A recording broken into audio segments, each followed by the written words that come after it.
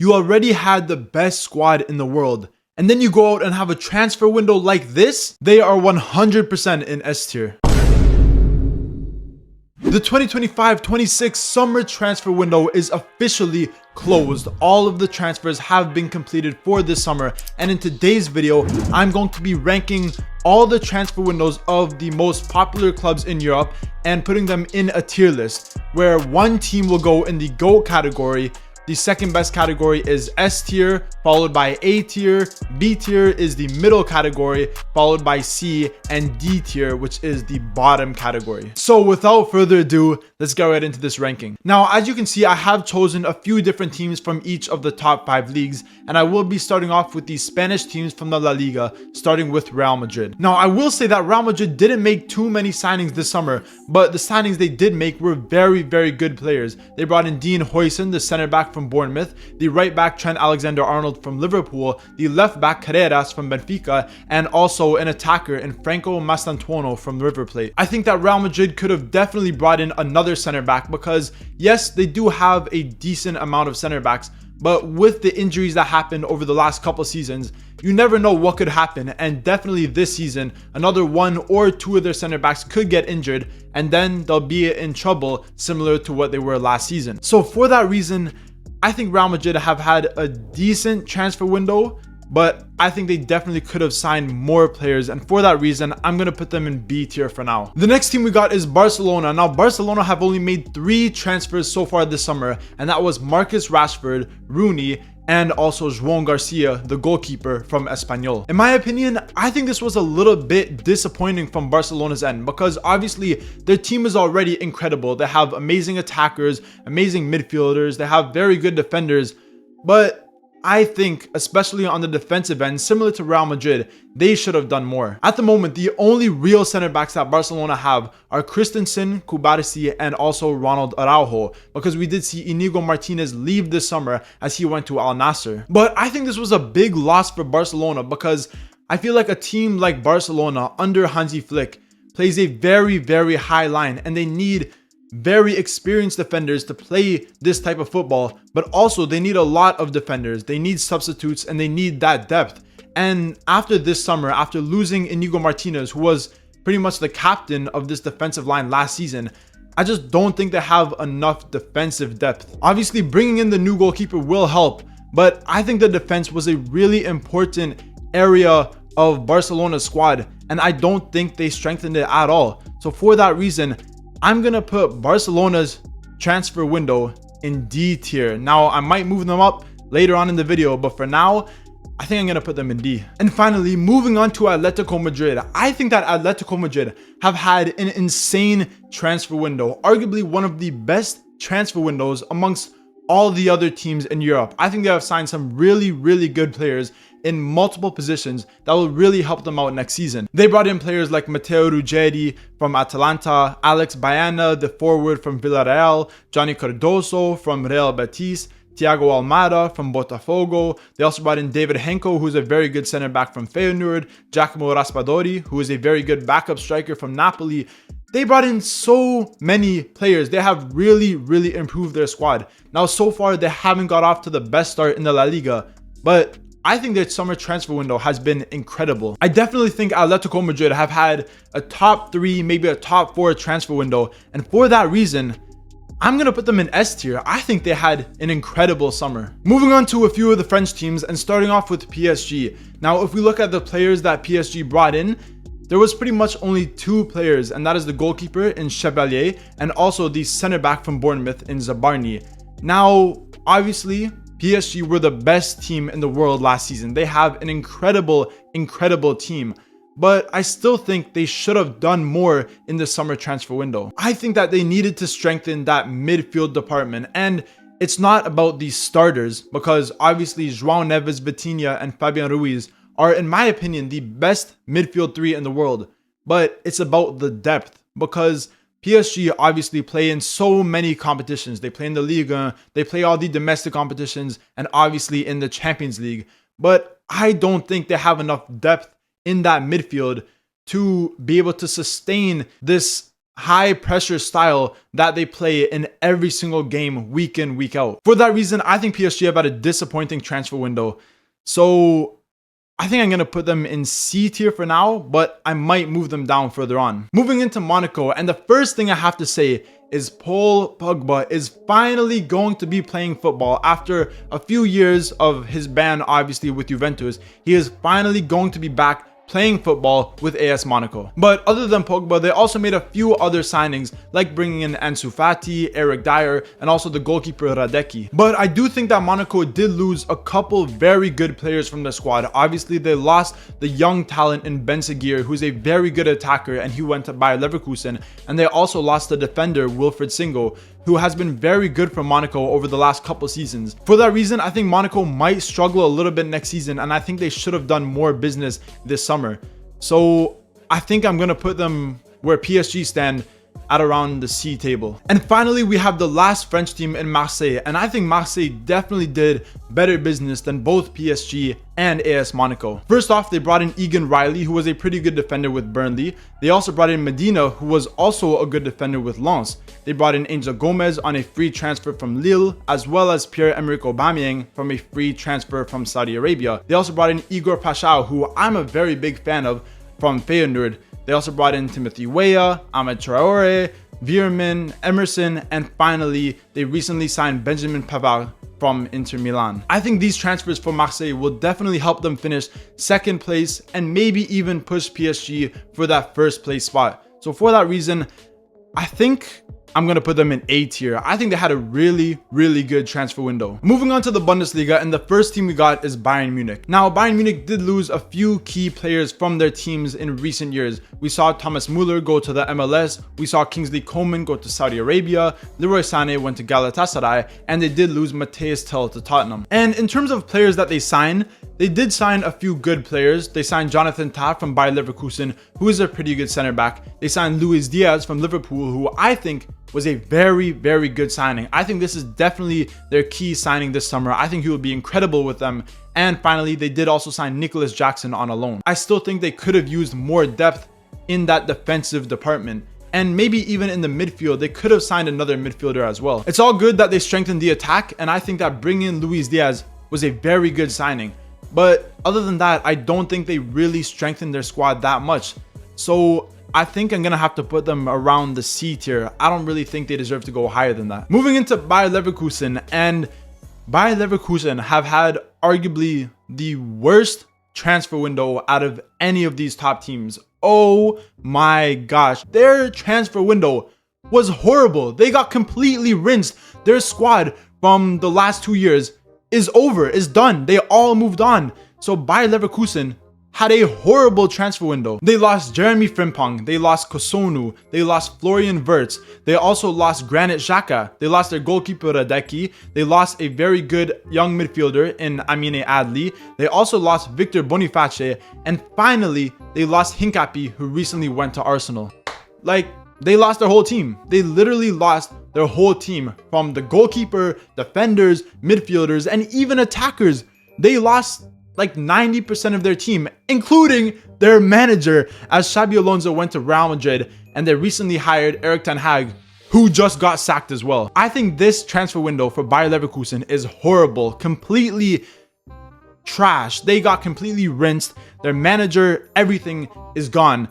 They need to go a tier below D. Barcelona do not deserve to be in the same level as Bayer Leverkusen, but obviously, for the sake of this video, they're both going in D tier. But Bayer Leverkusen, they gotta do better. And finally, we have Borussia Dortmund. Now, I think Borussia Dortmund had a decent transfer window, definitely better than Bayer Leverkusen. Now, Borussia Dortmund didn't really lose too many main players. They did lose Koulibaly, they lost the forever wonder kid in Moukoko, and they also lost Jamie Gittins, who, yes, is a good player, but I think he can definitely be replaced. And in terms of players that they brought in, the main players were Joe Bellingham. They also signed Carney Chukwuemeka from Chelsea, as well as signing Fabio Silva from Wolves. Do I think they could have done better? Of course, they definitely could have signed more center backs. We've seen problems with that defensive line, and they didn't really do anything about it this summer.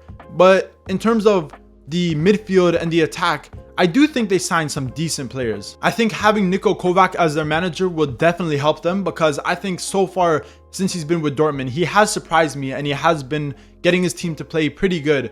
But I still think that Dortmund could have done more in this transfer window. So for now, I think I have to put them between C and B, and I think I'm leaning towards C, but obviously they could move up further on in the video. Moving on to the Serie A teams, and the first team we got is Inter Milan. Inter didn't make too many signings, but I think the signings that they did make will definitely help them. They brought in Johan Boni from Parma, who is a very good up-and-coming striker. They also brought in Andy Diouf from Lens, who I think can definitely help them in the midfield.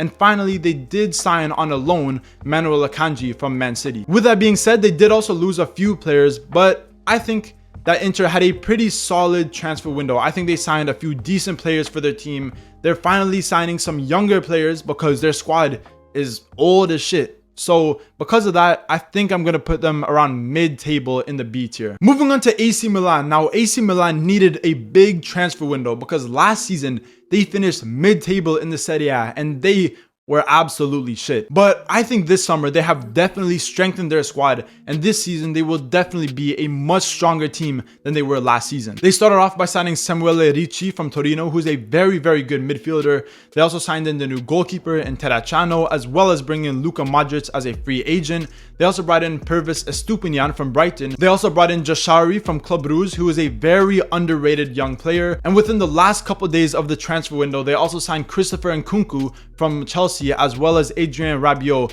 from Marseille. Now, they did definitely lose a few key players from their team, and especially Malik Thiaw, who I thought was a very good center back, and I think he would definitely play well with Newcastle. But other than that, I think they definitely brought in a lot of players from multiple different positions to strengthen their whole squad.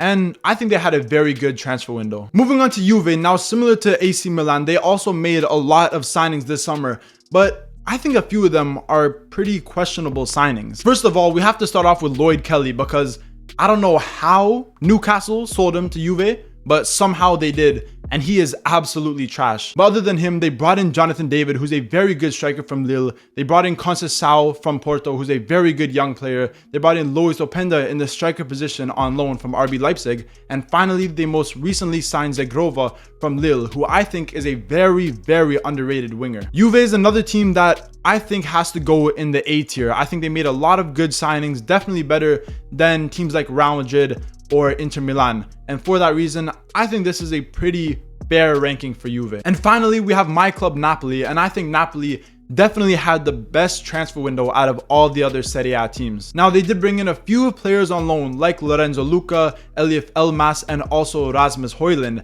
And I'm not really sure how these players are going to play for Napoli, and I guess that's the reason that they did bring them out on loan. But in terms of their main signings, they brought in players like Kevin De Bruyne from Man City, who is obviously one of the best attacking midfielders of this generation, and I think he will definitely ball out in a team like Napoli. As well as bringing in players like Noah Lang from PSV, who is a very underrated winger, Sam Beukema from Bologna, who is a very good center back for the last few seasons in the Serie A, and also the fullback in Miguel Gutierrez from Girona, and the goalkeeper Vanja Milinkovic-Savic from Torino. For a team like Napoli, I think one of the main issues was the depth in that squad, and to sign all these players will really help with that this season, and especially playing in the Champions League where you need that depth.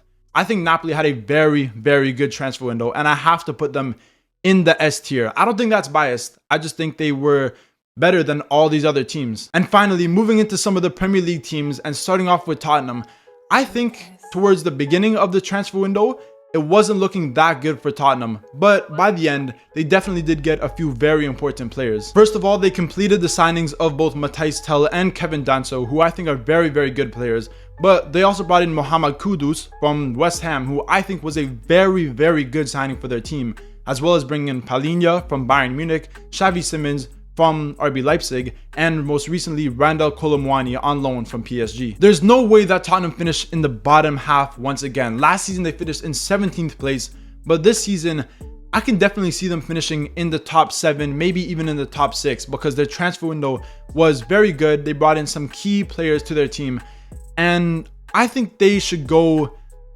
in the B tier. I think they could have had a better transfer window and they could have brought in more players, but the players that they did bring in were very good players, and for that reason, I think B tier is the right ranking for them. Moving on to Man City. Now, they started this transfer window extremely hot as they signed Ryan Aït-Nouri, Ryan Cherki, and also Tijani Reinders within the first few days of the transfer window. They signed all of these players within 3 days of each other, which was very good business.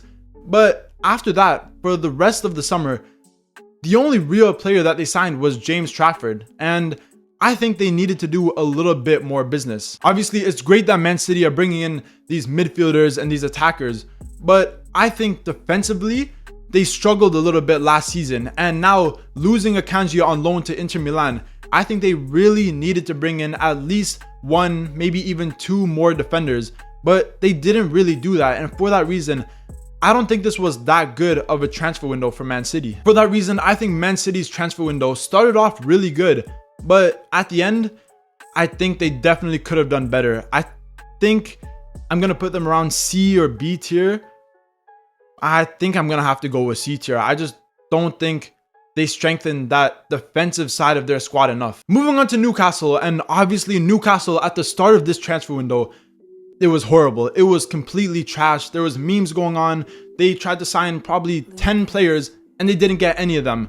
But by the end, it actually wasn't that bad for Newcastle. Obviously, they did end up selling Alexander Isak for around £130 million, which is crazy money.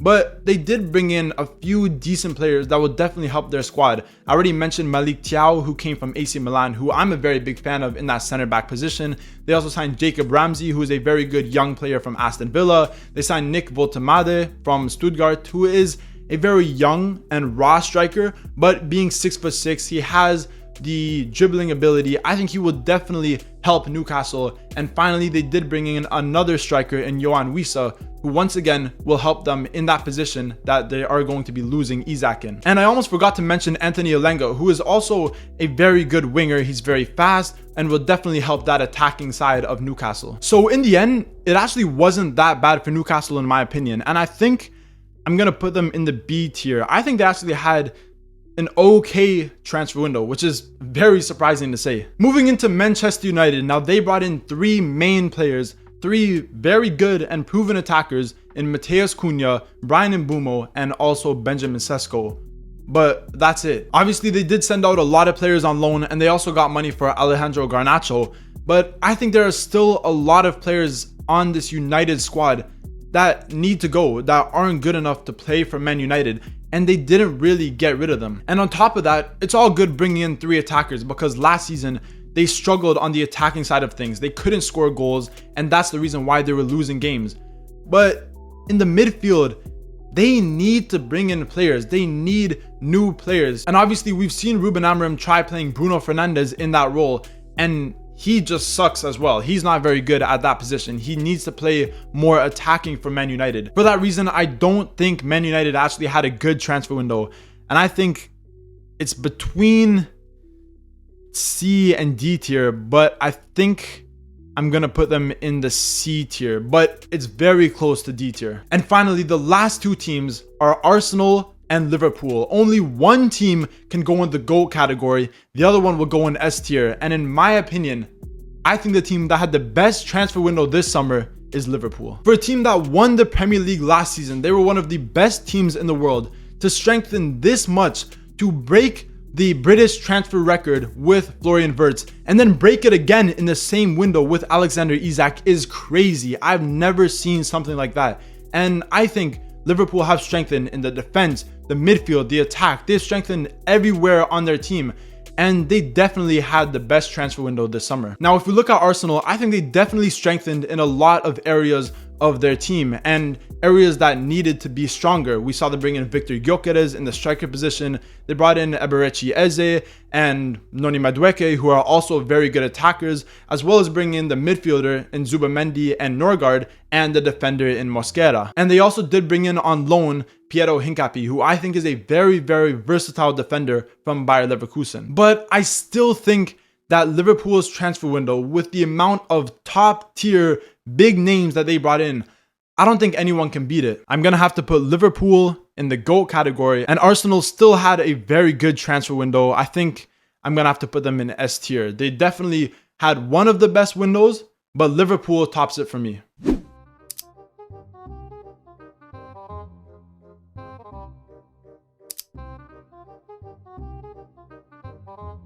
And that is the end of this video where I rank the summer transfer window of all of Europe's top clubs. If you guys agree with my ranking, remember to leave a comment down below. But if you disagree and you think one of these clubs deserves to go either higher or lower on the ranking, remember to leave your ranking down below and I'll be sure to reply to every single comment. And obviously, if you did enjoy this video, remember to leave a like, comment, subscribe, all that good stuff, and stay tuned for more videos.